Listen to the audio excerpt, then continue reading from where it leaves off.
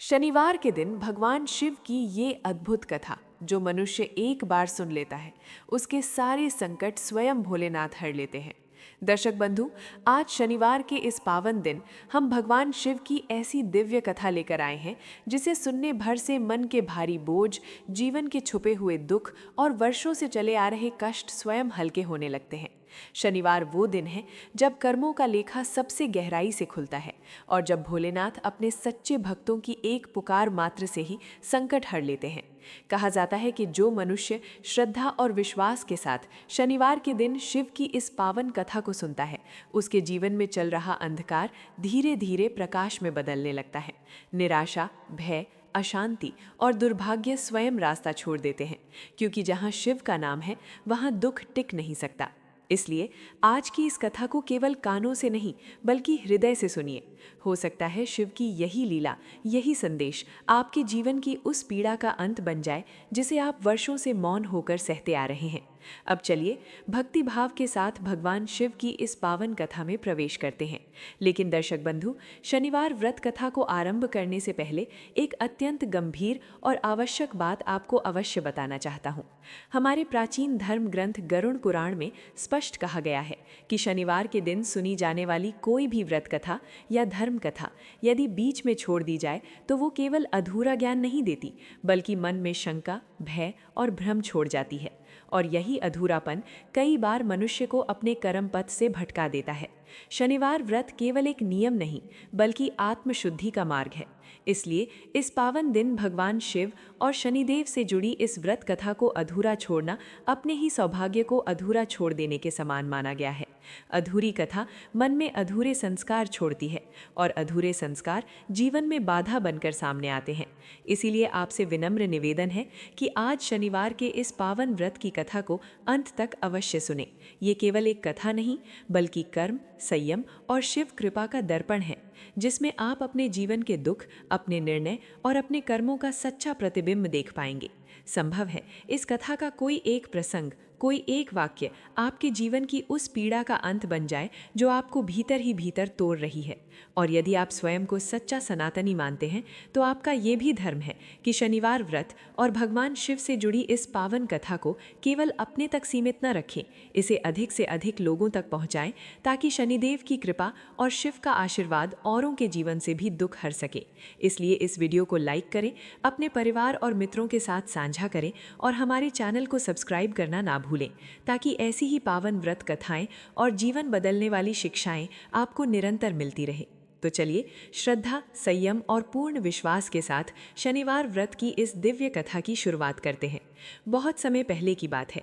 भारतवर्ष के एक सुंदर और समृद्ध राज्य प्रतापगढ़ पर राजा अर्जुन प्रताप राज किया करते थे। राजा अर्जुन प्रताप का व्यक्तित्व बहुत ही प्रभावशाली था। वे दिखने में जितने सुंदर थे, युद्ध कला में उतने ही निपुण और प्रजा के पालन में उतने ही कठोर और न्यायप्रिय थे। उनके राज्य में कभी किसी को कोई कष्ट नहीं था। चारों तरफ खुशहाली थी, खेतों में फसलें लहलहाती थी और व्यापार में दिन दुगनी रात चौगुनी तरक्की हो रही थी। राजा अर्जुन प्रताप के खजाने हीरे और मोतियों से भरे हुए थे।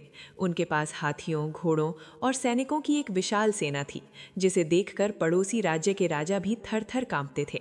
राजा अर्जुन प्रताप का विवाह सुदूर देश की राजकुमारी तारा से हुआ था। रानी तारा साक्षात लक्ष्मी का स्वरूप थी। उनके आते ही राजा के जीवन में और भी अधिक शुभता आ गई थी। रानी तारा जितनी रूपवान थी, उससे कहीं अधिक गुणवान और धर्म कर्म में विश्वास रखने वाली थी। वो भगवान शिव की अनन्य भक्त थीं। उनका नियम था कि चाहे आंधी आए या तूफान, वो प्रतिदिन ब्रह्म मुहूर्त में उठकर स्नान करती और भगवान शिव की पूजा अर्चना करने के बाद ही जल ग्रहण करती थीं।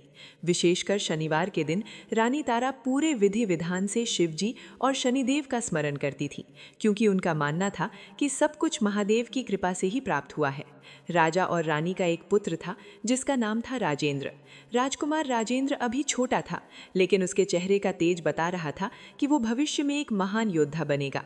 राजा अर्जुन प्रताप अपने पुत्र से बहुत प्रेम करते थे। राजकुमार की एक हंसी पर पूरा महल निछावर हो जाता था। राजा को लगता था कि उनके पास दुनिया की हर खुशी है, एक सुंदर पत्नी, एक होनहार पुत्र और एक विशाल साम्राज्य। लेकिन कहते हैं ना कि जब इंसान के पास सब कुछ होता है तो कभी कभी उसके मन में एक सूक्ष्म अहंकार जन्म ले लेता है। उसे लगने लगता है कि ये राज्य, ये धन दौलत और ये सुख शांति सब मेरी तलवार की धार और मेरी बुद्धिमानी के कारण है। वे अपनी प्रजा का ध्यान तो रखते थे, लेकिन ईश्वर के प्रति उनकी आस्था कम होने लगी थी।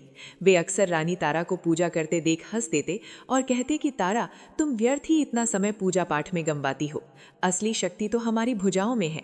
रानी उन्हें समझाती कि महाराज, ये सब महादेव का दिया हुआ प्रसाद है, हमें कभी भी देने वाले को नहीं भूलना चाहिए। लेकिन राजा अपनी सफलता के नशे में इन बातों को अनसुना कर देते थे। समय बीतता गया। एक बार शनिवार का दिन था। ये वही दिन था जब ग्रह नक्षत्र अपनी चाल बदल रहे थे।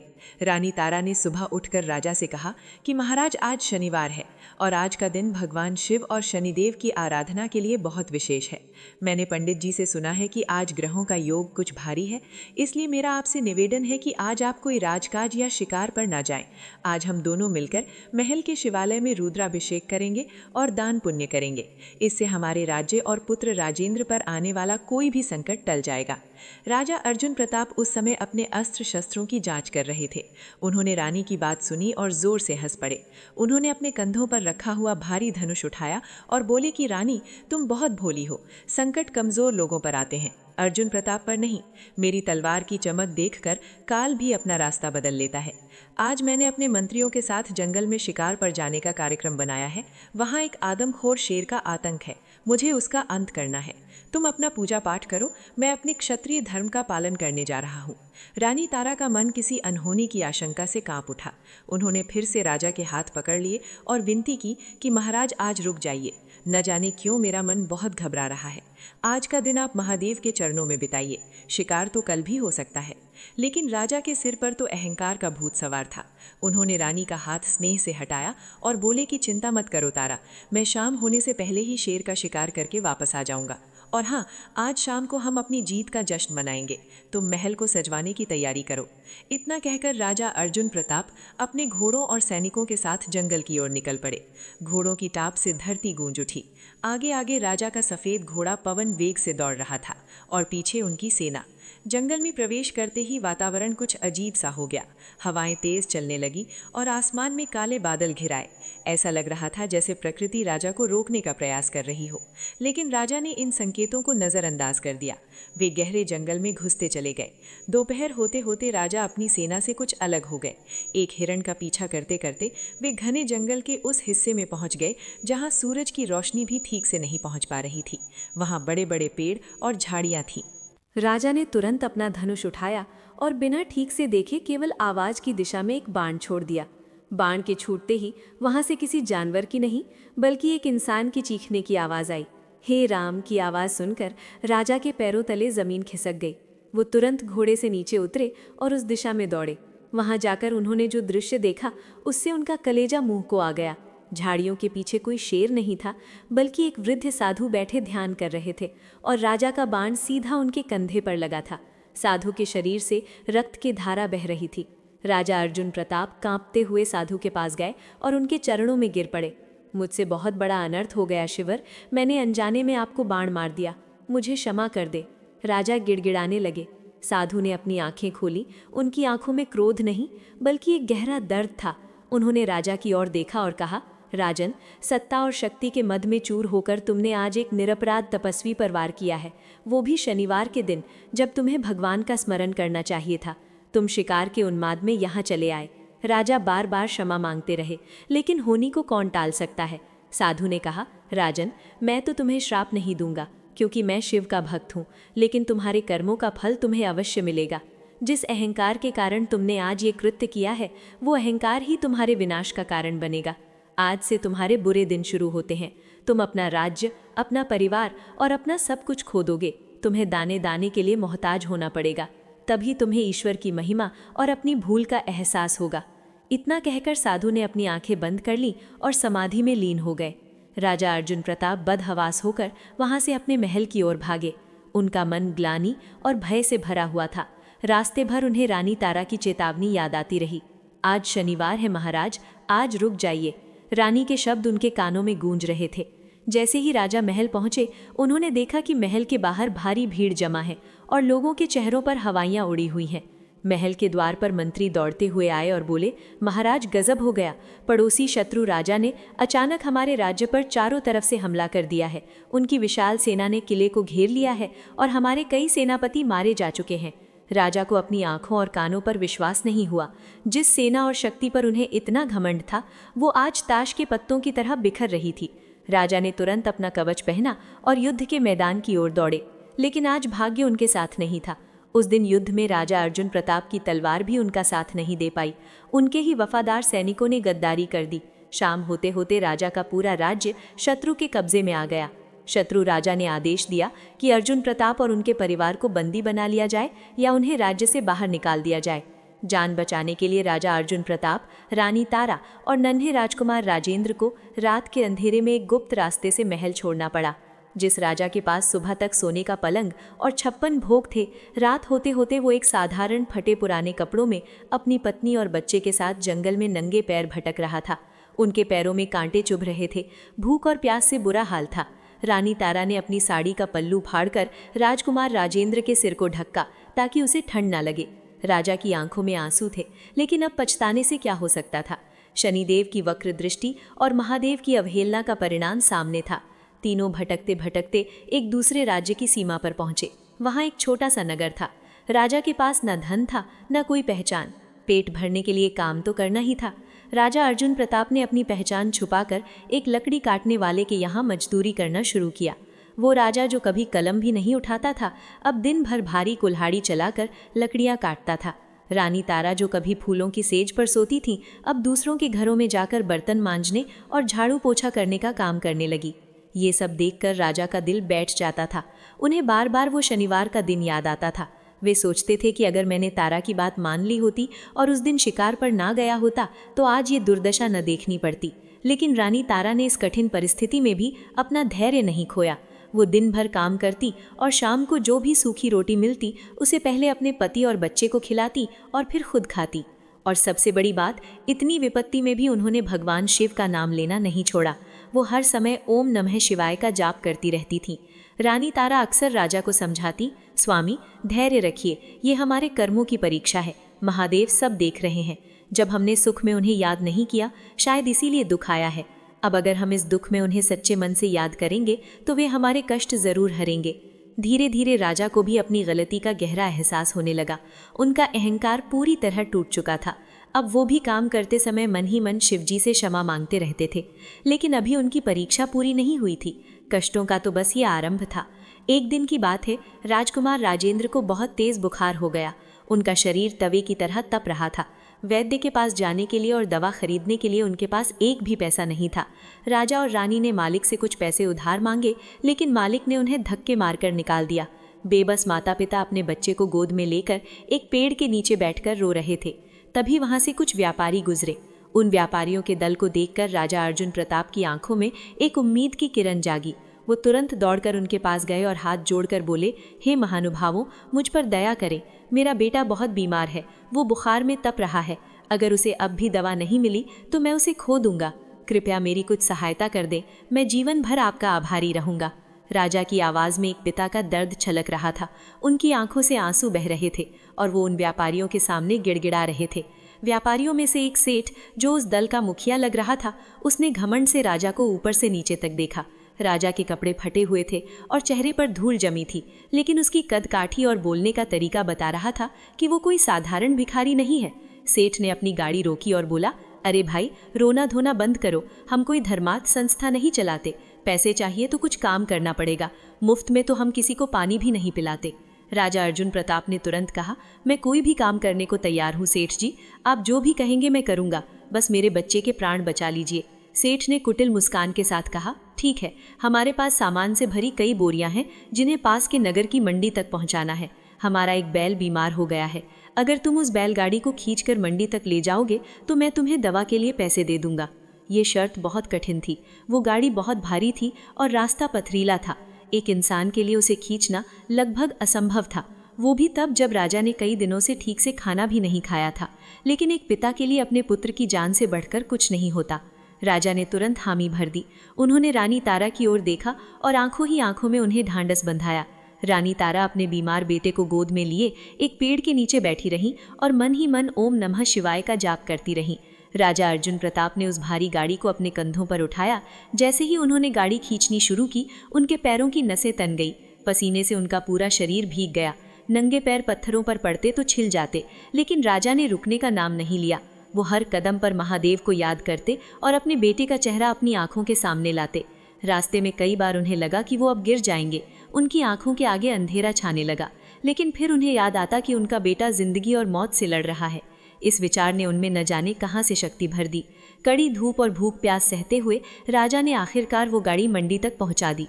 सेठ ने उन्हें कुछ सिक्के दिए जो राजा की मेहनत के आगे बहुत कम थे। लेकिन राजा ने बिना बहस किए उन पैसों को माथे से लगाया और तुरंत वैद्य की दुकान की ओर दौड़े। दवा लेकर जब वो वापस रानी तारा के पास पहुंचे तो उनकी हालत देखकर रानी रो पड़ी। राजा के कंधों पर गहरे घाव हो गए थे और पैरों से खून रिस रहा था। राजा ने रानी को चुप कराया और तुरंत बेटे को दवा पिलाई। महादेव की कृपा और दवा के असर से धीरे धीरे राजकुमार राजेंद्र का बुखार उतरने लगा। रात होते होते राजेंद्र ने आंखें खोली। अपने बेटे को होश में देखकर राजा और रानी ने एक दूसरे को गले लगा लिया और भगवान शिव का धन्यवाद किया। उस रात उन्होंने वहीं खुले आसमान के नीचे रात बिताई, लेकिन उनके मन में संतोष था कि उनका बेटा सुरक्षित है। अगले दिन से उनके जीवन का एक नया और कठिन अध्याय शुरू हुआ। वो नगर एक बड़ा व्यापारिक केंद्र था। राजा और रानी ने रहने के लिए शहर के बाहर एक छोटी सी टूटी फूटी झोपड़ी ढूंढ ली। वो झोपड़ी एक गंदे नाले के किनारे थी, जहाँ से हर वक्त बदबू आती रहती थी। महलों में रहने वाले राजा रानी, जिनके कमरों में दिन रात इत्र की खुशबू महकती थी, अब इस गंदगी के बीच रहने को मजबूर थे। लेकिन उनके पास कोई और चारा नहीं था। पेट पालने के लिए राजा अर्जुन प्रताप को काम ढूंढना पड़ा। उन्हें एक अनाज की दुकान पर सफाई और बोझा ढोने का काम मिल गया। जिस हाथ में कभी राजदंड होता था, अब उस हाथ में झाड़ू थी। वो सुबह से शाम तक दुकान की साफ सफाई करते, भारी बोरियां उठाते और ग्राहकों की डांट फटकार सुनते। दुकानदार बहुत ही खड़ूस स्वभाव का था। वो राजा को जरा सी गलती पर गालियां देता, लेकिन राजा सब कुछ चुपचाप सह लेते। दूसरी तरफ रानी तारा ने भी घर चलाने में मदद करने का फैसला किया। उन्होंने आसपास के अमीर घरों में जाकर बर्तन मांजने और कपड़े धोने का काम शुरू कर दिया। रानी के कोमल हाथों में छाले पड़ गए थे। ठंडे पानी में घंटों काम करने से उनकी उंगलियां सूज जाती थी, लेकिन जब वो शाम को अपने पति और बेटे के लिए 2 वक्त की रोटी का इंतजाम कर पाती तो उन्हें अपना सारा दर्द भूल जाता। समय बीतता गया। राजा और रानी ने अपनी भूख मारकर, अपने शरीर को तोड़कर राजकुमार राजेंद्र की परवरिश की। वे खुद बासी रोटी खाते, लेकिन राजेंद्र के लिए हमेशा ताज़े भोजन का प्रबंध करते। राजा के फटे हुए कपड़े कई जगह से सिले हुए होते, लेकिन राजेंद्र को वो हमेशा साफ और अच्छे कपड़े पहनाने की कोशिश करते। उनका बस एक ही सपना था कि उनका बेटा इन कष्टों को ना सहे और एक दिन फिर से अपना खोया हुआ सम्मान प्राप्त करे। धीरे धीरे राजेंद्र बड़ा होने लगा, लेकिन यहाँ एक बहुत ही अजीब बात होने लगी। माता पिता के इतने त्याग और बलिदान को देखकर जहाँ राजेंद्र को विनम्र और समझदार होना चाहिए था, वहीं उसके स्वभाव में एक चिड़चिड़ापन आने लगा। उसने कभी अपने माता पिता के संघर्ष को समझने की कोशिश नहीं की। उल्टा वो अपनी गरीबी पर शर्मिंदा होने लगा। जब वो दूसरे बच्चों को अच्छे खिलौनों से खेलते या अच्छा खाता देखता तो वो घर आकर अपने माता पिता पर गुस्सा करता। एक शाम की बात है, राजा अर्जुन प्रताप अपनी दिन भर की मजदूरी लेकर घर आए। वो बहुत खुश थे क्योंकि आज दुकान के मालिक ने त्योहार के कारण उन्हें 2 लड्डू दिए थे। राजा ने वो लड्डू खुद नहीं खाए थे, बल्कि अपने बेटे के लिए बचाकर लाए थे। घर आकर उन्होंने बड़े प्यार से राजेंद्र को आवाज़ दी, बेटा राजेंद्र, देखो मैं तुम्हारे लिए क्या लाया हूँ। राजेंद्र, जो अब लगभग 1 वर्ष का हो चुका था, बाहर आया। उसने राजा के हाथ में बंधे हुए कागज़ की पुड़िया को खोला और लड्डू देखे। बजाय खुश होने के उसने मुंह बना लिया और बोला, पिताजी ये क्या है? मेरे दोस्त तो दुकानों से महंगी मिठाइयाँ खाते हैं और आप ये सूखे लड्डू लेकर आए हैं, मुझे ये नहीं खाना। कहकर उसने वो लड्डू ज़मीन पर फेंक दिए। राजा का दिल टूट गया। वो लड्डू उन्होंने अपनी भूख मारकर बचाए थे। रानी तारा ने ये देखा तो उन्हें बहुत दुख हुआ। उन्होंने राजेंद्र को डांटना चाहा। राजेंद्र, ये क्या तरीका है? तुम्हारे पिताजी दिन भर कितनी मेहनत करते हैं, तुम्हें पता भी है। लेकिन राजा ने रानी को रोक दिया। उन्होंने ज़मीन से लड्डू उठाए, उन्हें झाड़ा और मुस्कुराते हुए बोले, कोई बात नहीं, थारा बच्चा है, शायद इसका मन कुछ और खाने का होगा। मैं कल कोशिश करूंगा कि इसके लिए कुछ बेहतर ला सकूं। राजा का ये अत्यधिक मोह ही उनकी दूसरी सबसे बड़ी गलती बन रहा था। वो अपने बेटे की हर जायज़ और नाजायज़ जिद को पूरा करने में लगे थे, ये सोचकर कि उसने अपना राजपाट खोया है, इसलिए उसे कोई कमी महसूस ना हो। लेकिन वो ये नहीं देख पा रहे थे कि इस लाड प्यार ने राजेंद्र को एक स्वार्थी और अहंकारी इंसान बनाना शुरू कर दिया था। गरीबी ने राजा का अहंकार तोड़ दिया था, लेकिन अब उनके बेटे के अंदर एक नए तरह का अहंकार जन्म ले रहा था। उधर रानी तारा का नियम अब भी नहीं टूटा था। वो रोज़ सुबह जल्दी उठकर, चाहे कितनी भी थकान हो, नाले के किनारे जाकर थोड़ा साफ पानी ढूंढती, स्नान करती और मिट्टी का एक शिवलिंग बनाकर उसकी पूजा करती। वो हर शनिवार को विशेष प्रार्थना करती कि हे महादेव, हमारे पापों की सज़ा हमें मिल चुकी है, अब हमारे पुत्र का भविष्य सुधार दो। लेकिन शायद नियति ने उनके लिए अभी और भी कड़े इम्तिहान लिख रखे थे। राजकुमार राजेंद्र जब थोड़ा और बड़ा हुआ तो राजा ने निर्णय लिया कि उसे अच्छी शिक्षा मिलनी चाहिए। राजा को डर था कि मजदूरी करते करते उनका बेटा अनपढ़ ना रह जाए। उन्होंने शहर के एक अच्छे विद्यालय में उसका दाखिला करवाने का सोचा, लेकिन वहाँ की फीस बहुत ज़्यादा थी। राजा की महीने भर की कमाई भी उस फीस के लिए कम थी। रात को दिए की मध्यम रोशनी में राजा और रानी ने विचार विमर्श किया। रानी ने अपनी कानों की बालियां, जो उन्होंने बड़ी मुश्किल से छिपा कर रखी थी और जो उनके मायके की आखिरी निशानी थी, राजा के हाथ में रख दी। रानी की आंखों में आंसू थे, लेकिन आवाज़ में दृढ़ता थी। उन्होंने कहा, स्वामी, इन्हें बेच दीजिए। मेरे कानों की शोभा से ज़्यादा ज़रूरी मेरे बेटे का भविष्य है। उसे पढ़ाइए ताकि वो इस गरीबी के दलदल से निकल सके। राजा का गला भर आया। उन्होंने कांपते हाथों से वो बालियां ली। अगले ही दिन उन्होंने वो बालियां बेचकर राजेंद्र का दाखिला एक अच्छे गुरुकुल में करवा दिया। राजेंद्र को लगा कि ये तो उसका अधिकार है। उसने एक बार भी अपनी माँ के खाली कानों की तरफ नहीं देखा। वो नए कपड़े पहनकर और किताबें लेकर गुरुकुल जाने लगा। लेकिन गुरुकुल में जाकर राजेंद्र ने पढ़ाई पर ध्यान देने की बजाय वहाँ के अमीर छात्रों की नकल करना शुरू कर दिया। वो उनसे झूठ बोलता कि उसके पिता बहुत बड़े व्यापारी हैं, बस अभी किसी काम से बाहर गए हैं। वो अपने माता पिता की असलियत छुपाने लगा। अगर कभी राजा या रानी उससे मिलने गुरुकुल जाते तो वो उनसे मिलने से कतराता या दूर से ही इशारा कर देता कि वे चले जाएं। उसे अपने गंदे और गरीब माता पिता को दोस्तों से मिलवाने में शर्म आती थी। ये सब देखकर रानी तारा का मन अंदर ही अंदर रोता था। वो शिवजी की मूरत के सामने बैठकर कहती, प्रभु, ये कैसी माया है। हम जिसके लिए अपना खून पसीना एक कर रहे हैं, वही हमें पहचानने से इनकार कर रहा है। क्या यही हमारे कर्मों का फल है? लेकिन राजा अर्जुन प्रताप अब भी उम्मीद का दामन थामे हुए थे। उन्हें लगता था कि जब बेटा पढ़ लिख कर समझदार होगा तो सब ठीक हो जाएगा। लेकिन तभी एक ऐसी घटना घटी जिसने उनकी उम्मीदों को एक और गहरा झटका दिया। राजकुमार राजेंद्र को गुरुकुल की तरफ से एक समारोह के लिए कुछ विशेष धन की आवश्यकता थी। उसने घर आकर जिद पकड़ ली कि उसे पैसे चाहिए ही चाहिए। राजा के पास एक भी पैसा नहीं था। घर में खाने को अन्न का एक दाना नहीं था। राजा ने बेटे को समझाने की कोशिश की, बेटा, अभी मेरे पास पैसे नहीं हैं, मालिक ने तनख्वाह नहीं दी है, कुछ दिन रुक जाओ। इस पर राजेंद्र भड़क गया। उसने घर का सामान उठा उठाकर फेंकना शुरू कर दिया। जो थोड़ी बहुत गृहस्थी उन्होंने जोड़ी थी, मिट्टी के बर्तन, पानी का मटका, सब उसने तोड़ दिया। वो चिल्लाया, अगर आप मेरी छोटी सी ज़रूरत पूरी नहीं कर सकते तो मुझे पैदा क्यों किया? मुझे ऐसी दरिद्रता में नहीं रहना। आप लोग मेरे लिए एक बोझ बन गए हो। अपने ही बेटे के मुंह से ये शब्द सुनकर राजा और रानी पत्थर की मूरत बन गए। जिस बेटे की जान बचाने के लिए राजा ने बैल बनकर गाड़ी खींची थी, जिस बेटे के लिए रानी ने अपने गहने बेच दिए, आज वही बेटा उन्हें बोझ कह रहा था। बाहर आसमान में बादल गरजने लगे, मानो प्रकृति भी इस कलयुगी पुत्र के व्यवहार पर क्रोधित हो रही हो। राजेंद्र के उन कड़वे शब्दों ने राजा और रानी के दिलों को छलनी कर दिया था। आप लोग मेरे लिए एक बोझ बन गए हो। ये वाक्य किसी भी माता पिता के लिए मृत्यु दंड से कम नहीं होता।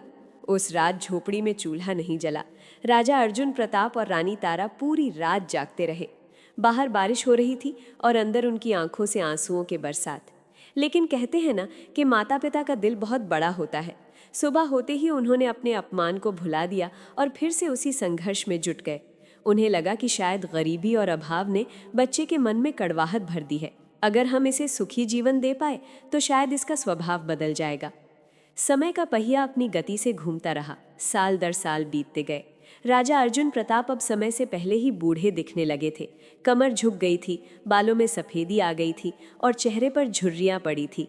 दिन रात भारी बोझा ढोने के कारण उनका शरीर कमज़ोर हो गया था।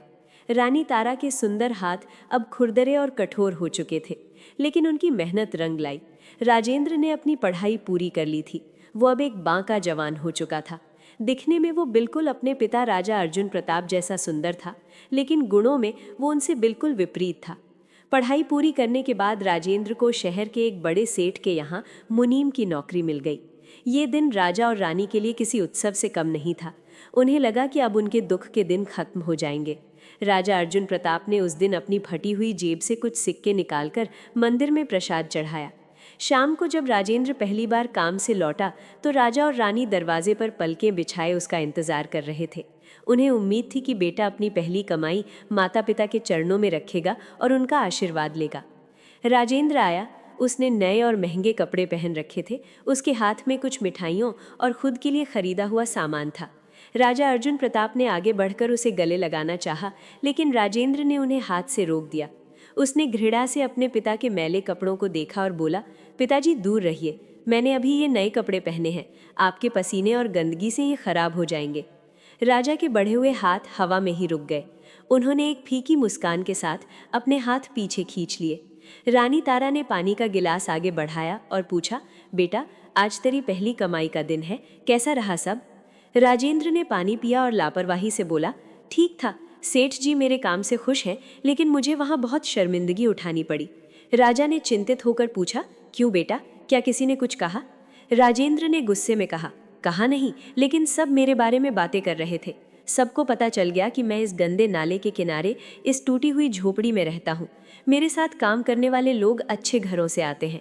मुझे डर है कि अगर उन्हें मेरे माता पिता की असलियत पता चल गई तो वे मेरा मजाक उड़ाएंगे। इसलिए मैंने वहाँ सबको कह दिया है कि मेरे माता पिता गाँव में रहते हैं और मैं यहाँ अपने दूर के रिश्तेदारों के साथ रहता हूँ। ये सुनकर रानी तारा का कलेजा मुँह को आ गया।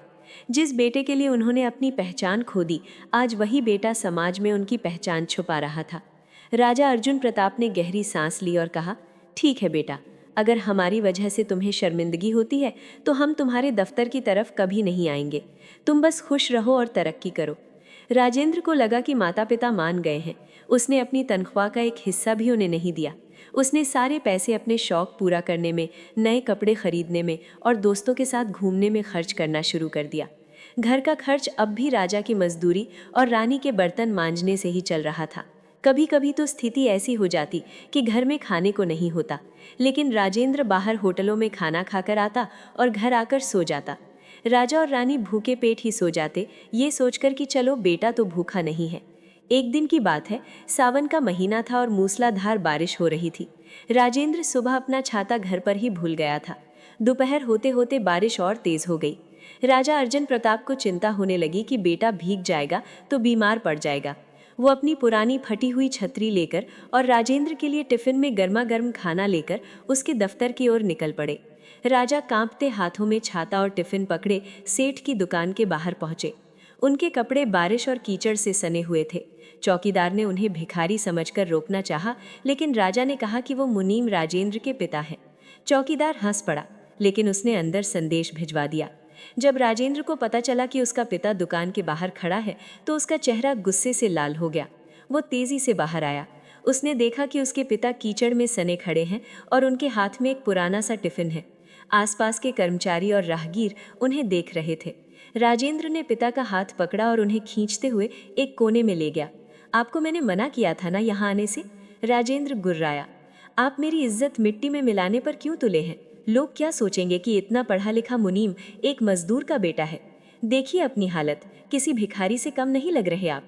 राजा अर्जुन प्रताप की आंखों में पानी भर आया। उन्होंने टिफिन आगे बढ़ाते हुए कहा, बेटा तू छाता भूल गया था और मुझे लगा कि तुझे भूख लगी होगी, इसलिए। राजेंद्र ने झटके से टिफिन हाथ से मार दिया। खाना कीचड़ में गिर गया।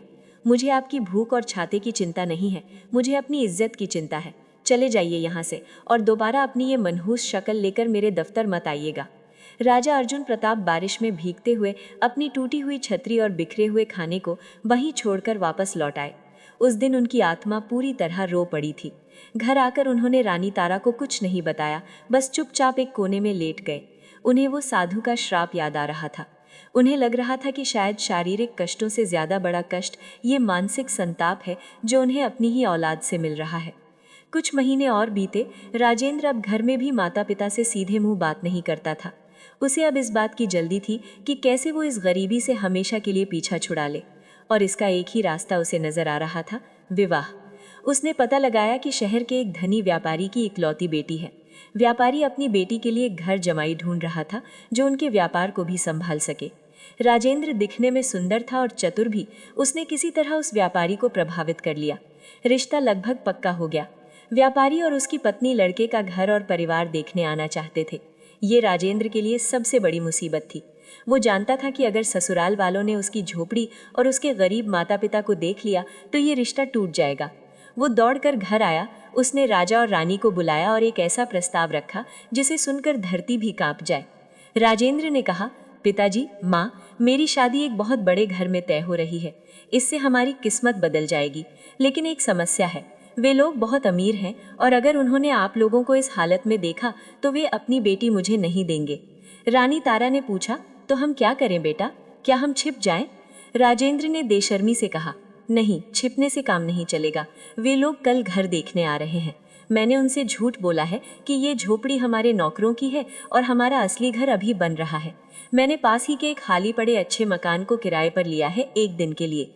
मैं चाहता हूँ कि कल जब वे लोग आएं तो आप दोनों वहाँ नौकर बनकर रहें। आप पिताजी माली का काम करने का नाटक करेंगे और माँ आप घर की नौकरानी बनकर चाय नाश्ता देंगी। खबरदार जो किसी ने ये बताया कि आप मेरे माता पिता हैं। राजा अर्जुन प्रताप सन्न रह गए।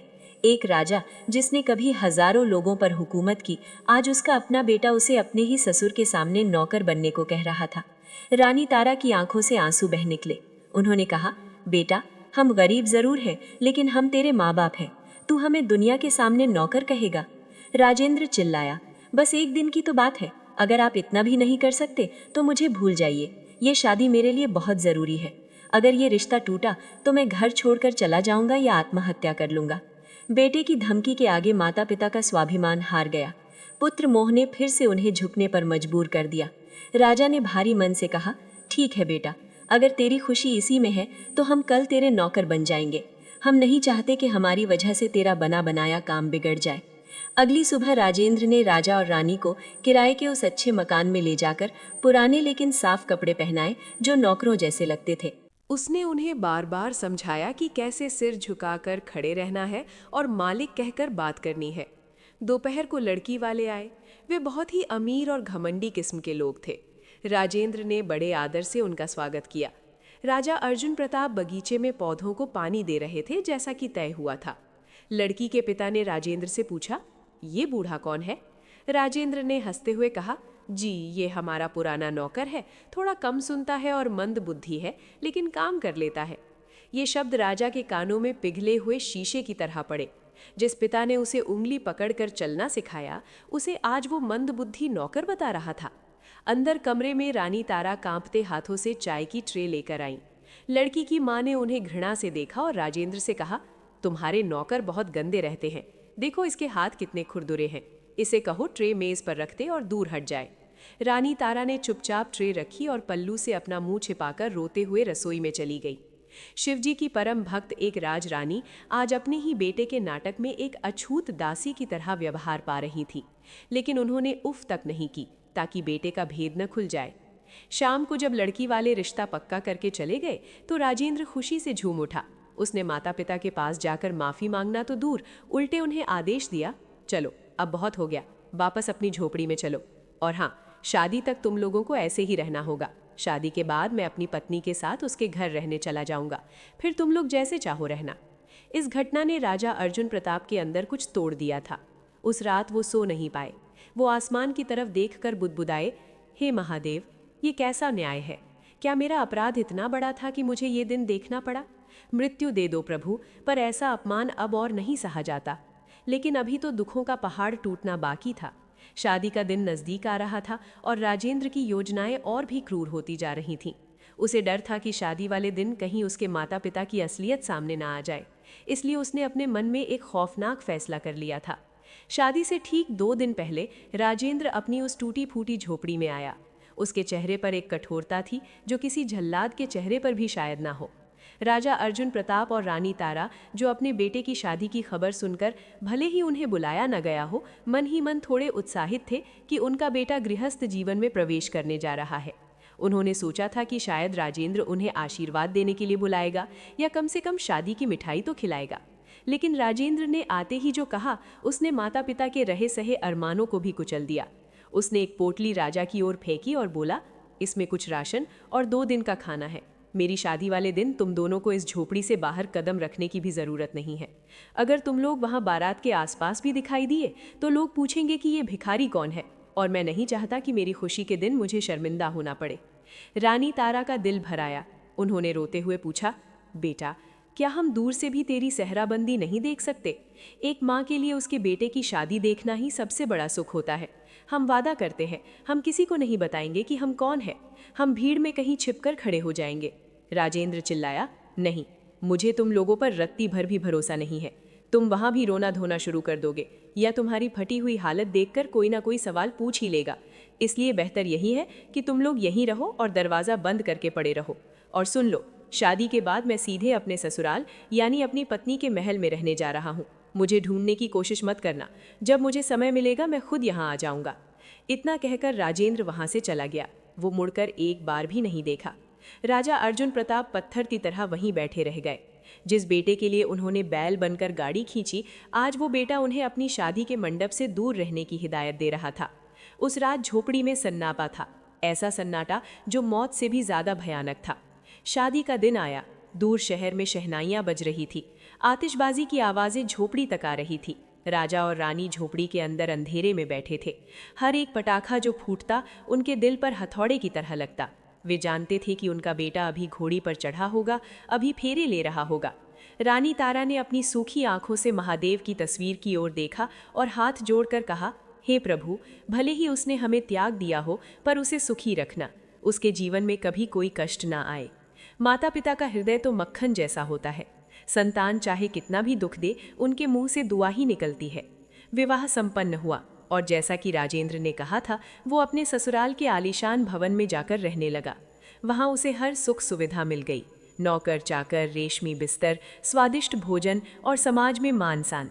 वो अपनी नई जिंदगी में इतना मशगूल हो गया कि उसे याद ही नहीं रहा कि शहर के उस गंदे कोने में उसके बूढ़े माता पिता जिंदा भी हैं या मर गए। इधर राजा और रानी की हालत दिन ब दिन खराब होती जा रही थी। राजेंद्र के चले जाने के बाद राजा अर्जुन प्रताप को गहरा सदमा लगा था। वो बीमार पड़ गए। उन्हें तेज बुखार और खांसी रहने लगी। उनका शरीर अब इतना कमज़ोर हो चुका था कि वो बिस्तर से उठ भी नहीं पाते थे। भारी बोझा उठाना तो दूर की बात थी। क्योंकि वो काम पर नहीं जा पा रहे थे, इसीलिए अनाज की दुकान वाले मालिक ने उन्हें काम से निकाल दिया। आमदनी का एकमात्र जरिया भी बंद हो गया। रानी तारा अब अकेली पड़ गई थी। वो बुढ़ापे और कमजोरी के बावजूद लोगों के घरों में काम मांगने जाती, लेकिन उनकी कमजोर हालत देखकर लोग उन्हें काम देने से कतराते थे। कई बार उन्हें भीख मांगकर खाना जुटाना पड़ता था। वो राजा के इलाज के लिए इधर उधर भटकती, लेकिन बिना पैसों के कौन इलाज करता। घर में जो थोड़ा बहुत राशन राजेंद्र फेंक गया था, वो भी खत्म हो चुका था। एक दिन झोपड़ी का मालिक आ धमका। उसने कहा, ए बुढ़े, 2 महीने से किराया नहीं मिला है। या तो आज शाम तक पैसे दो, वरना अपना ये कबाड़ उठाओ और यहाँ से निकलो। मुझे ये झोपड़ी किसी और को देनी है। राजा ने खांसते हुए हाथ जोड़े। मालिक, मेरा बेटा अभी अभी शादी करके गया है। वो आते ही पैसे दे देगा। बस कुछ दिन की मोहलत और दे दीजिए। मेरी तबीयत बहुत खराब है। हम कहाँ जाएंगे? मालिक ने क्रूरता से कहा, मैंने सुना है तेरा बेटा तो तुझे छोड़कर ससुराल में जा बसा है। वो अब कभी नहीं आएगा। मुझे कहानियां मत सुनाओ। शाम तक जगह खाली कर देना। और वही हुआ।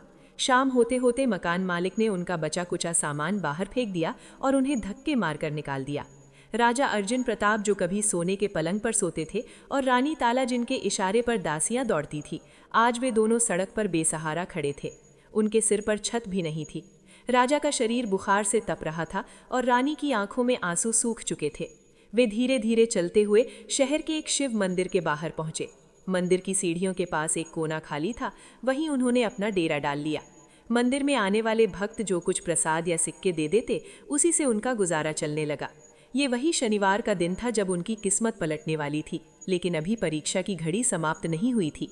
शनिवार की शाम थी। मंदिर में आरती हो रही थी। घंटियों की आवाजें गूंज रही थी। राजा अर्जुन प्रताप ठंड से ठिठुर रहे थे। रानी तारा ने अपनी फटी हुई साड़ी से उन्हें ढकने की कोशिश की। तभी मंदिर से कुछ लोग बाहर निकले। उनमें से एक व्यक्ति ने राजा को पहचान लिया। वो राजा के पुराने राज्य का एक व्यापारी था जो अब इस शहर में बस गया था। लेकिन राजा की हालत इतनी बदल चुकी थी कि उसे विश्वास नहीं हो रहा था। उसने पास आकर पूछा, क्या आप प्रतापगढ़ के महाराज अर्जुन प्रताप तो नहीं है? राजा ने शर्म से अपना मुंह छिपा लिया। वो नहीं चाहते थे कि कोई उन्हें इस हाल में देखे। लेकिन रानी तारा ने हिम्मत जुटाई। उन्होंने सोचा शायद ये व्यक्ति कोई मदद कर दे। रानी ने कहा, हाँ भाई, ये वही है। समय की मार ने हमें यहाँ ला खड़ा किया है।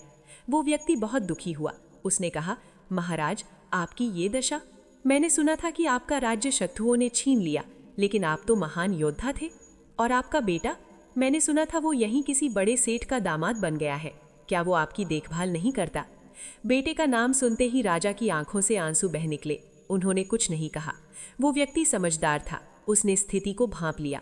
उसने अपनी जेब से कुछ स्वर्ण मुद्राएं निकालकर रानी के हाथ में दी और कहा, महारानी जी, इसे रख लीजिए। ये मेरे पास अभी इतना ही है। मैं कल आपके लिए कुछ और व्यवस्था करूंगा। रानी ने उन मुद्राओं को देखा। बहुत समय बाद उनके हाथ में सोना आया था। इससे वे राजा का इलाज करवा सकती थी, एक छोटा सा घर ले सकती थी। लेकिन तभी वहां एक घटना घटी। मंदिर के पास ही कुछ जुआरी बैठे जुआ खेल रहे थे। उनकी नज़र रानी के हाथ में चमकती मुद्राओं पर पड़ी। जैसे ही वो भला आदमी वहां से गया, वे बदमाश राजा और रानी के पास आए। उन्होंने चाकू निकाला और धमकाया, ए बुढ़िया, जो कुछ तेरे हाथ में है चुपचाप हमें दे दे, वरना अब भी इस बुढ़े का गला रेत देंगे। रानी तारा भयभीत हो गई। एक तरफ पति की जान थी, दूसरी तरफ पति के इलाज के लिए मिले पैसे। राजा ने कमजोर आवाज में कहा, तारा, दे दो उन्हें, प्राणों से बढ़कर धन नहीं है। रानी ने कांपते हाथों से वो सारी मुद्राएं उन बदमाशों को दे दी। वे हंसते हुए चले गए। राजा और रानी फिर से शून्य पर आ गए। अब तो उम्मीद की वो आखिरी किरण भी बुझ गई थी। भूख से उनकी आंतें कुलबुला रही थी। राजा की हालत बहुत ज्यादा बिगड़ गई थी। उन्हें सांस लेने में भी तकलीफ हो रही थी। तभी रानी तारा को याद आया कि आज शनिवार है।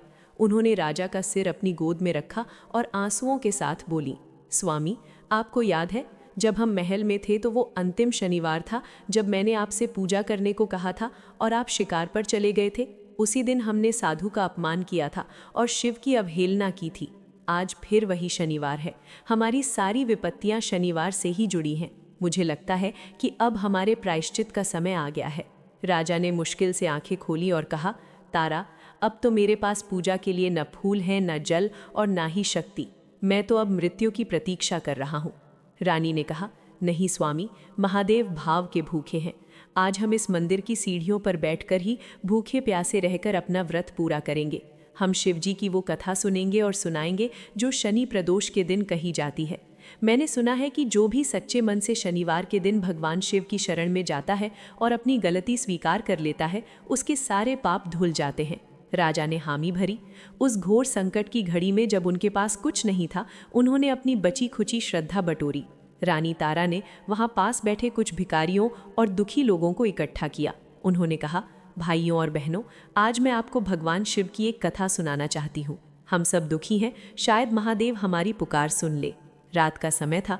मंदिर के कपाट बंद हो चुके थे, लेकिन बाहर सीढ़ियों पर एक अलग ही दरबार सजा था। रानी तारा ने अपनी कंपकपाती आवाज में भगवान शिव का स्मरण किया। उन्होंने ओम नमः शिवाय का जाप शुरू किया और फिर कथा सुनानी शुरू की। राजा अर्जुन प्रताप आंखें बंद किए एकाग्र मन से हर शब्द को सुन रहे थे। उनके मन में अब कोई अहंकार नहीं था, केवल पश्चाताप और समर्पण था। रानी तारा ने कथा शुरू की। एक समय की बात है, एक बहुत गरीब ब्राह्मण था जो भगवान शंकर का अनन्य भक्त था। रानी जैसे जैसे कथा सुना रही थी, वातावरण में एक अजीब सी शांति छाती जा रही थी। हवाएं थम गई थीं और ऐसा लग रहा था मानो साक्षात देवता भी अदृश्य रूप में वहां कथा सुनने आ गए हों। जैसे ही कथा समाप्त हुई और रानी ने भगवान शिव की जयकार लगाई, अचानक आसमान में तेज बिजली कड़की, बिना मौसम के बादल घिराए और मूसलाधार बारिश शुरू हो गई। सभी लोग इधर उधर भागने लगे, लेकिन राजा और रानी अपनी जगह से नहीं हिले। वे बारिश में भीगते रहे, लेकिन उनका ध्यान नहीं टूटा। तभी एक आश्चर्यजनक घटना घटी। मंदिर का मुख्य पुजारी, जो अपने घर जा चुका था, वो दौड़ता हुआ बारिश में भीगता वापस आया। वो बदहवास सा लग रहा था। उसने आते ही जोर जोर से आवाज लगाई, कहाँ है वो, कहाँ है वो राजा और रानी? लोगों ने उसे राजा अर्जुन प्रताप और रानी तारा की ओर इशारा किया, जो कोने में भीग रहे थे। पुजारी उनके पास दौड़ कर गया और उनके चरणों में गिर पड़ा। पुजारी हाँफ रहा था और उसकी आंखों में आंसू थे। उसने कहा, महाराज, गजब हो गया। अभी अभी मुझे स्वप्न में भगवान शिव के दर्शन हुए। उन्होंने मुझसे कहा कि मेरे परम भक्त मंदिर के बाहर भीग रहे हैं और कष्ट में हैं। जाओ और उन्हें ससम्मान मंदिर के अंदर ले आओ। और उन्होंने ये भी कहा कि राजा का प्रायश्चित अब पूरा हो चुका है। ये सुनकर राजा अर्जुन प्रताप और रानी तारा की रुलाई फूट पड़ी। जिस भगवान को वे इतने सालों से मना रहे थे, आज उसने उनकी सुन ली थी। पुजारी ने उन्हें सहारा देकर उठाया और मंदिर के अतिथि कक्ष में ले गया। वहां उन्हें सूखे कपड़े दिए गए और गर्म भोजन परोसा गया। सालों बाद राजा और रानी ने पेट भर खाना खाया और चैन की नींद सोए। लेकिन ये तो केवल शुरुआत थी। असली चमत्कार तो अगली सुबह होने वाला था, जो न केवल राजा और रानी की किस्मत बदलने वाला था, बल्कि उनके अहंकारी बेटे राजेंद्र और उस धोखेबाज दुनिया को भी एक बड़ा सबक सिखाने वाला था। महादेव की लीला अब अपना असली रंग दिखाने वाली थी। अगली सुबह जब सूर्य की पहली किरण मंदिर के शिखर पर पड़ी, तो शहर में एक अजीब सी हलचल शुरू हो गई। मंदिर के बाहर घोड़ों की टाप और नगाड़ों की आवाज़ सुनाई देने लगी। राजा अर्जुन प्रताप और रानी तारा, जो अभी अभी सोकर उठे थे, घबरा गए। उन्हें लगा कि शायद फिर कोई मुसीबत आ गई है। लेकिन जब उन्होंने बाहर झांक कर देखा तो उनकी आंखें फटी की फटी रह गई। मंदिर के द्वार पर हजारों की भीड़ थी और सबसे आगे वही शत्रु राजा खड़ा था जिसने अर्जुन प्रताप का राज्य छीना था। लेकिन आज उसके हाथ में तलवार नहीं थी, बल्कि वो नंगे पैर और सिर झुकाए खड़ा था। उसके पीछे मंत्रियों के हाथों में राजमुकुट और राज्य की चाबियां थीं। पुजारी ने राजा अर्जुन प्रताप और रानी तारा को बाहर आने का संकेत दिया। जैसे ही वे दोनों बाहर आए, शत्रु राजा उनके चरणों में गिर पड़ा। उसने रोते हुए कहा, महाराज अर्जुन प्रताप, मुझे क्षमा कर दे। जब से मैंने आपका राज्य छीना है, मुझे एक पल भी चैन नहीं मिला और कल रात तो अनर्थ ही हो गया। भगवान शिव ने मुझे स्वप्न में रौद्र रूप दिखाया और चेतावनी दी कि अगर मैंने सूर्योदय से पहले आपका राज्य आपको नहीं लौटाया तो मेरा कुल नष्ट हो जाएगा। मैं महादेव के कोप से डर गया हूँ। अपना ये राज्य संभालिए महाराज, मैं अपनी सेना लेकर वापस जा रहा हूँ। वहाँ खड़ी भीड़ ने जब ये चमत्कार देखा तो हर हर महादेव के जयकारों से आकाश गूंज उठा। जिस राजा को कल तक कोई भिखारी समझकर धक्के मार रहा था, आज वो फिर से राजाधिराज बन गया था। मंत्रियों ने वहीं मंदिर की सीढ़ियों पर राजा अर्जुन प्रताप का राज तिलक किया और उन्हें राजमुकुट पहनाया। रानी तारा की आंखों से खुशी के आंसू बह रहे थे। उन्हें विश्वास नहीं हो रहा था कि शनिवार की एक कथा और सच्चे मन से किए गए पश्चाताप ने उनकी किस्मत को रातों रात पलट दिया था। राजा अर्जुन प्रताप अब बदल चुके थे। राजमुकुट पहनने के बाद भी उनके अंदर जरा भी अहंकार नहीं आया। उन्होंने सबसे पहले उस पुजारी के पैर छुए, फिर उन गरीबों को गले लगाया जिनके साथ उन्होंने रात बिताई थी। उन्होंने घोषणा की कि आज से मेरे राज्य में कोई भी भूखा नहीं सोएगा और हर शनिवार को पूरे राज्य में भगवान शिव और शनिदेव की पूजा होगी। वाजे गाजे के साथ राजा और रानी अपने पुराने महल की ओर लौटे। महल जो वीरान हो चुका था, फिर से दीपों से जगमगा उठा। रसोइयाँ फिर से पकवान बनाने लगे और दास दासियाँ सेवा में लग गई। राजा अर्जुन प्रताप का खोया हुआ सम्मान, धन और वैभव सब कुछ 2 गुना होकर वापस मिल गया था। ये साक्षात शिवजी की कृपा थी। लेकिन कहानी अब भी खत्म नहीं हुई थी। कर्मों का हिसाब अब भी बाकी था। उधर शहर के उस आलीशान मकान में जहां राजेंद्र अपने ससुराल में रह रहा था, वहां हड़कंप मच गया। पूरे शहर में खबर आग की तरह फैल गई थी कि राजा अर्जुन प्रताप वापस आ गए हैं और वे कोई और नहीं बल्कि वही मजदूर थे जो इतने सालों से यहाँ कष्ट भोग रहे थे। राजेंद्र के ससुर, जो एक नामी व्यापारी थे, जब उन्हें ये पता चला तो उनके पैरों तले जमीन खिसक गई। वो तुरंत समझ गए कि राजेंद्र ने उनसे कितना बड़ा झूठ बोला था।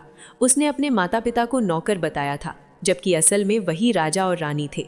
व्यापारी को अपनी भूल का एहसास हुआ और राजेंद्र के धोखे पर बहुत गुस्सा आया। राजेंद्र उस समय अपने कमरे में आराम कर रहा था। उसके ससुर गुस्से में वहां पहुंचे और चिल्लाए, धोखेबाज, तूने हमसे कहा था कि तेरे माँ बाप गांव में हैं। तूने उस दिन जिन नौकरों का अपमान कराया, वे साक्षात राजा अर्जुन प्रताप और रानी तारा थे। तू एक महान राजा का बेटा होकर भी इतना नीच कैसे हो सकता है? जिसने अपने ही माता पिता को भिखारी बना दिया। राजेंद्र हकलाने लगा। नहीं, वो बात दरअसल ससुर ने उसकी एक न सुनी। उन्होंने कहा, निकल जा मेरे घर से। मुझे ऐसे पापी और कपटी दामाद की कोई ज़रूरत नहीं है। जो अपने माता पिता का नहीं हुआ वो मेरी बेटी का क्या होगा। मेरी बेटी आज ही तुझे तलाक देगी। राजेंद्र की पत्नी ने भी उसे घृणा से देखा और अपने पिता के पास खड़ी हो गई। पल भर में राजेंद्र का सारा घमंड चकनाचूर हो गया। उसके ससुर ने उसे धक्के मारकर अपने घर से बाहर निकाल दिया। वही राजेंद्र जिसने अपने माता पिता को घर से निकाला था, आज खुद सड़क पर आ गया था। उसके पास न नौकरी थी, न घर, न पैसा और न ही परिवार। वो पागलों की तरह सड़कों पर भटकने लगा। उसे भूख लगने लगी, लेकिन उसकी जेब खाली थी। उसे वो दिन याद आया जब उसने अपने पिता के हाथ से टिफिन गिरा दिया था। आज उसे एक एक दाने की कीमत समझ आ रही थी। लोग उसे पहचान कर ताने मारने लगे। देखो, ये वही कलयुगी बेटा है जिसने अपने भगवान जैसे माता पिता को ठुकरा दिया था। शर्म और भूख से बेहाल होकर राजेंद्र के पास अब एक ही रास्ता बचा था, अपने माता पिता की शरण। वो गिरता पड़ता, रोता बिलखता राजा अर्जुन प्रताप के महल के द्वार पर पहुंचा। द्वारपालों ने उसे रोक लिया। राजेंद्र चिल्लाया, मुझे अंदर जाने दो, मैं युवराज हूँ, मैं राजा का बेटा हूँ। द्वारपाल हंसे और बोले, राजा का कोई बेटा नहीं है, उनका बेटा तो मर गया था जिस दिन उसने अपने माता पिता को त्याग दिया था। भाग जा यहाँ से। शोर सुनकर राजा अर्जुन प्रताप और रानी तारा बालकनी में आए। उन्होंने देखा कि नीचे राजेंद्र फटे हाल में खड़ा रो रहा है। रानी का दिल पसीज गया। आखिर माँ तो माँ होती हैं। उन्होंने राजा की ओर देखा। राजा समझ गए। उन्होंने द्वारपालों को आदेश दिया कि उसे अंदर आने दिया जाए। राजेंद्र दौड़ता हुआ दरबार में आया और राजा रानी के चरणों में गिर पड़ा। वो फूट फूट कर रोने लगा। पिताजी, माँ, मुझे माफ़ कर दो, मैं अंधा हो गया था, मैंने बहुत बड़ा पाप किया है, मुझे मार डालो, लेकिन मुझे अपने से दूर मत करो। राजा अर्जुन प्रताप ने उसे तुरंत नहीं उठाया। उन्होंने गंभीर स्वर में कहा, राजेंद्र, याद है तुमने कहा था हम तुम्हारे लिए बोझ हैं? तुमने हमें अपनी शादी में आने से मना कर दिया था, तुमने हमें नौकर बनाया। आज तुम किस हक से यहाँ आए हो? राजेंद्र ने सिर पटकते हुए कहा, मैं भटक गया था पिताजी, दौलत की चकाचौंध ने मेरी बुद्धि भ्रष्ट कर दी थी। आज जब मेरे पास कुछ नहीं बचा, तब मुझे समझ आया कि माता पिता का साया ही सबसे बड़ी दौलत होती है। आप मुझे जो सज़ा देंगे मुझे मंजूर है। रानी तारा ने उसे उठाया और गले से लगा लिया। उन्होंने राजा से कहा, स्वामी, इसे माफ़ कर दीजिए। सुबह का भूला अगर शाम को घर आ जाए तो उसे भूला नहीं कहते। इसे अपने कर्मों की सज़ा मिल चुकी है। राजा अर्जुन प्रताप ने एक गहरी सांस ली। उन्होंने राजेंद्र के सिर पर हाथ रखा और बोले, मैं तुम्हें माफ़ करता हूँ बेटा, लेकिन एक राजा के रूप में नहीं, एक पिता के रूप में। लेकिन तुम्हें अपने पापों का प्रायश्चित करना होगा। आज से तुम युवराज की तरह नहीं, बल्कि एक सेवक की तरह रहोगे। तुम्हें हर शनिवार को मंदिर की सफाई करनी होगी और गरीबों की सेवा करनी होगी। जब तक तुम्हारे मन का मैल पूरी तरह नहीं धुल जाता, तुम गद्दी के अधिकारी नहीं बनोगे। राजेंद्र ने हाथ जोड़कर ये शर्त स्वीकार कर ली। उस दिन के बाद से राजेंद्र पूरी तरह बदल गया। उसने अपना सारा जीवन माता पिता और प्रजा की सेवा में समर्पित कर दिया। वो हर शनिवार को नियम से शिव जी की पूजा करता और लोगों को राजा अर्जुन प्रताप के जीवन की ये कथा सुनाता। राजा अर्जुन प्रताप और रानी तारा ने कई वर्षों तक सुखपूर्वक राज किया। उनका जीवन इस बात का प्रमाण बन गया कि जो व्यक्ति सुख में भगवान को भूल जाता है, उसे दुख का मुंह देखना पड़ता है, लेकिन जो दुख में भी भगवान का दामन नहीं छोड़ता, महादेव उसे रंक से राजा बना देते हैं। शनिवार के दिन भगवान शिव और शनिदेव की आराधना करने से और अपने माता पिता की सेवा करने से मनुष्य के सारे कष्ट कट जाते हैं। तो दोस्तों, ये थी राजा अर्जुन प्रताप और उनके बेटे राजेंद्र की कहानी। ये कहानी हमें सिखाती है कि घमंड कभी नहीं करना चाहिए और अपने माता पिता का अपमान तो भूल कर भी नहीं करना चाहिए। माता पिता धरती पर भगवान का रूप है और जब भी जीवन में संकट आए तो भोलेनाथ की शरण में जाएं, क्योंकि वही हैं जो विष पीकर हमें अमृत देते हैं। अगर आपको ये कहानी पसंद आई हो तो कमेंट में ओम नमः शिवाय ज़रूर लिखें और अपने माता पिता के लिए एक लाइक ज़रूर करें। जिसने अपने ही माता पिता को भिखारी बना दिया, राजेंद्र हकलाने लगा। नहीं, वो बात दरअसल ससुर ने उसकी एक न सुनी। उन्होंने कहा, निकल जा मेरे घर से, मुझे ऐसे पापी और कपटी दामाद की कोई ज़रूरत नहीं है। जो अपने माता पिता का नहीं हुआ, वो मेरी बेटी का क्या होगा? मेरी बेटी आज ही तुझे तलाक देगी। राजेंद्र की पत्नी ने भी उसे घृणा से देखा और अपने पिता के पास खड़ी हो गई। पल भर में राजेंद्र का सारा घमंड चकनाचूर हो गया। उसके ससुर ने उसे धक्के मारकर अपने घर से बाहर निकाल दिया। वही राजेंद्र जिसने अपने माता पिता को घर से निकाला था, आज खुद सड़क पर आ गया था। उसके पास न नौकरी थी, न घर, न पैसा और न ही परिवार। वो पागलों की तरह सड़कों पर भटकने लगा। उसे भूख लगने लगी, लेकिन उसकी जेब खाली थी। उसे वो दिन याद आया जब उसने अपने पिता के हाथ से टिफिन गिरा दिया था। आज उसे एक एक दाने की कीमत समझ आ रही थी। लोग उसे पहचान कर ताने मारने लगे। देखो, ये वही कलयुगी बेटा है जिसने अपने भगवान जैसे माता पिता को ठुकरा दिया था। शर्म और भूख से बेहाल होकर राजेंद्र के पास अब एक ही रास्ता बचा था, अपने माता पिता की शरण। वो गिरता पड़ता, रोता बिलखता राजा अर्जुन प्रताप के महल के द्वार पर पहुंचा। द्वारपालों ने उसे रोक लिया। राजेंद्र चिल्लाया, मुझे अंदर जाने दो, मैं युवराज हूँ, मैं राजा का बेटा हूँ। द्वारपाल हंसे और बोले, राजा का कोई बेटा नहीं है, उनका बेटा तो मर गया था जिस दिन उसने अपने माता पिता को त्याग दिया था। भाग जा यहाँ से। शोर सुनकर राजा अर्जुन प्रताप और रानी तारा बालकनी में आए। उन्होंने देखा कि नीचे राजेंद्र फटे हाल में खड़ा रो रहा है। रानी का दिल पसीज गया। आखिर माँ तो माँ होती हैं। उन्होंने राजा की ओर देखा। राजा समझ गए। उन्होंने द्वारपालों को आदेश दिया कि उसे अंदर आने दिया जाए। राजेंद्र दौड़ता हुआ दरबार में आया और राजा रानी के चरणों में गिर पड़ा। वो फूट फूट कर रोने लगा, पिताजी, माँ, मुझे माफ़ कर दो, मैं अंधा हो गया था, मैंने बहुत बड़ा पाप किया है, मुझे मार डालो लेकिन मुझे अपने से दूर मत करो। राजा अर्जुन प्रताप ने उसे तुरंत नहीं उठाया। उन्होंने गंभीर स्वर में कहा, राजेंद्र, याद है तुमने कहा था हम तुम्हारे लिए बोझ है, तुमने हमें अपनी शादी में आने से मना कर दिया था, तुमने हमें नौकर बनाया, आज तुम किस हक से यहाँ आए हो? राजेंद्र ने सिर पटकते हुए कहा, मैं भटक गया था पिताजी, दौलत की चकाचौंध ने मेरी बुद्धि भ्रष्ट कर दी थी। आज जब मेरे पास कुछ नहीं बचा तब मुझे समझ आया कि माता पिता का साया ही सबसे बड़ी दौलत होती है। आप मुझे जो सज़ा देंगे मुझे मंजूर है। रानी तारा ने उसे उठाया और गले से लगा लिया। उन्होंने राजा से कहा, स्वामी, इसे माफ़ कर दीजिए। सुबह का भूला अगर शाम को घर आ जाए तो उसे भूला नहीं कहते। इसे अपने कर्मों की सज़ा मिल चुकी है। राजा अर्जुन प्रताप ने एक गहरी सांस ली। उन्होंने राजेंद्र के सिर पर हाथ रखा और बोले, मैं तुम्हें माफ़ करता हूँ बेटा, लेकिन एक राजा के रूप में नहीं, एक पिता के रूप में। लेकिन तुम्हें अपने पापों का प्रायश्चित करना होगा। आज से तुम युवराज की तरह नहीं बल्कि एक सेवक की तरह रहोगे। तुम्हें हर शनिवार को मंदिर की सफाई करनी होगी और गरीबों की सेवा करनी होगी। जब तक तुम्हारे मन का मैल पूरी तरह नहीं धुल जाता तुम गद्दी के अधिकारी नहीं बनोगे। राजेंद्र ने हाथ जोड़कर ये शर्त स्वीकार कर ली। उस दिन के बाद से राजेंद्र पूरी तरह बदल गया।